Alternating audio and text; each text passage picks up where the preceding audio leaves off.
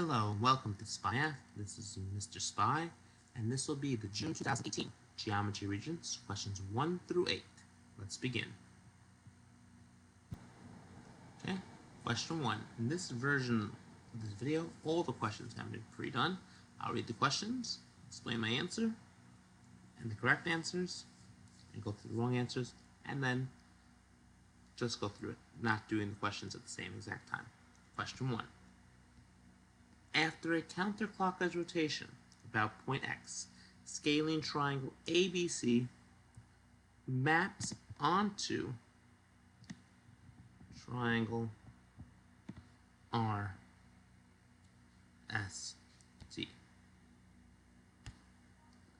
It's shown talking about which statement must be true. That's angle A is congruent to angle R is the true answer.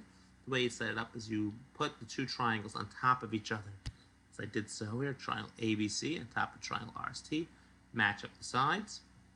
AB with RS, BC, ST, AC with RT. Match up the angles, A with R, B with S, and C with T.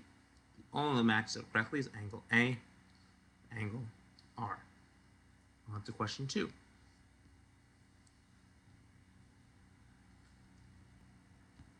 In the diagram below, segment AB is parallel to DF, segment AE and BD intersect at C. The measure of angle B is 43 degrees, and the measure of angle CEF 152 degrees. So you find all the missing angles to show which statement is true. So to find first the measure of angle DEC, one of the angles don't have, you take 180 minus 152, and you get 28 degrees over here. So that's equal to 28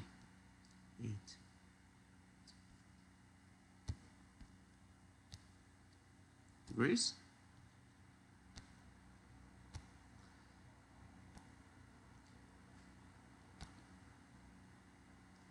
Then you find the measure of angle CDE, which I've marked off as 43 degrees, CDE. That's not CD. DCE. Erase that. DCE. DCE.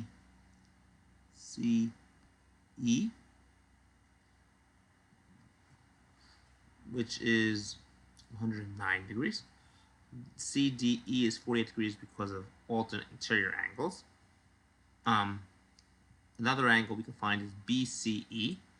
Well, these two angles make a linear pair, so 180 take away 109 equals 71 degrees, which is also the measure of angle ACD, which is the one we want. Measure of angle ACD is 71 degrees. Now let's go through each choice. Measure of angle D cannot be 28 degrees because alternate interior to angle B, so it has to be 43 degrees. A is alternate interior to E, and we found E or DEC to be 28 degrees, so angle A or BAC has to be 28 degrees. BCE is outside the angle, which is 71, not 109 degrees. On to question number 3. The diagram below, line M is parallel to line N. Figure 2 is the image of figure 1 after reflection over line M, and figure 3 is the image of figure 2 after reflection over line N. Which single transformation would carry figure 1 onto figure 3? That's a translation, as you can see indicated by the arrow that I drew. This first line is a line of reflection. The second line is a line of reflection. You can see how the thing reflects over all the lines. And when we're knowing the same orientation of figure. On to question 4. The diagram below. Segment AB and segment DB intersect at C. And segment AD and segment FBE are drawn such that the measure of angle D equals 65 degrees, measure of angle CBE is 115 degrees, the length of DC is 7.2, the length of AC is 9.6, and the length of FC is 21.6. In this case, we're dealing with a similar triangle question. What is the length of segment CB? Okay, so the answer is 16.2. So we set it up. Look at the diagram. DC goes with BC. So this segment goes with this segment. And AC goes with FC. So we don't know the length of BC. So it's 7.2 over x equals 9.6 over 21.6. Cross multiply. That's 9.6x equals 7.2 times 21.6, which is 155.52. 9.6x equals 155.2. Divide both sides by 9.6. X would equal 16.2. This is all due to the fact that triangle ADC is similar to triangle FBC in this case. Okay, question 5. Given square RSTV, where RS equals 9 centimeters, RSTV is dilated by a scale factor of 3. Given a center, what is the perimeter in centimeters of the image after dilation? So you first find scale factor, the original square, which each side is 9, so 9 times 4, 36. Scale factor of 3 multiplies the perimeter by 3, so 36 times 3 is 108. You can check by noticing that each side times 3 is 27. 27 plus 27 plus 27 plus 27 is 108. Question 6. In right triangle ABC, as I drew on, hypotenuse segment AB has length of 26 centimeters and side BC length of 17.6 centimeters. What's the measure of angle B to the nearest degree? So this is the hypotenuse. This is the adjacent leg, so we're using cosine. Angle B equals 17.6, which is the adjacent leg, over the hypotenuse, which is 26. Then to find the measure of the angle, use inverse cosine, or arc cosine, of 17.6 over 26. So you take out your calculator. You want to check your answer on this one. Turn your calculator on. Make sure your calculator is in degrees mode. By hitting mode, going down to just radian degree, make sure the degree is highlighted. Then you hit second cosine of 17.6 divided by 26. Close the parentheses.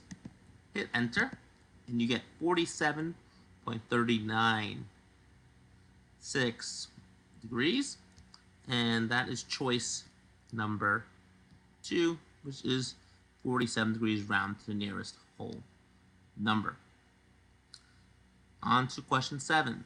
The greenhouse pictured below came out as a rectangular prism, the half cylinder on top.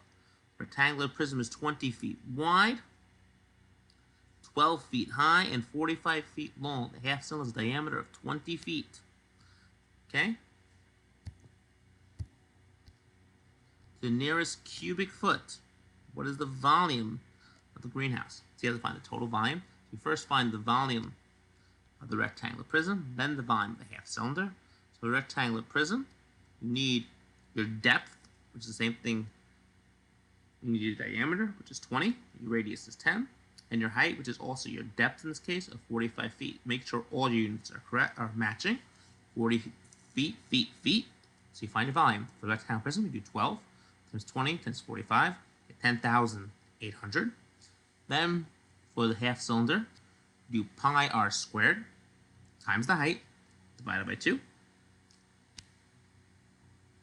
which is half pi 10 squared times 45. Multiply it all out, you get 2,250 pi. Add that to your 10,800, get 17,868.53. Round it to the nearest whole number, 17,869 cubic feet. You want to check it on the calculator, which is a good idea to do. So let's check that result on the calculator all in one step. 12 times 20 times 45, 10,800, plus 0.5 for this whole piece in parentheses, 0.5 times 0.5 for half times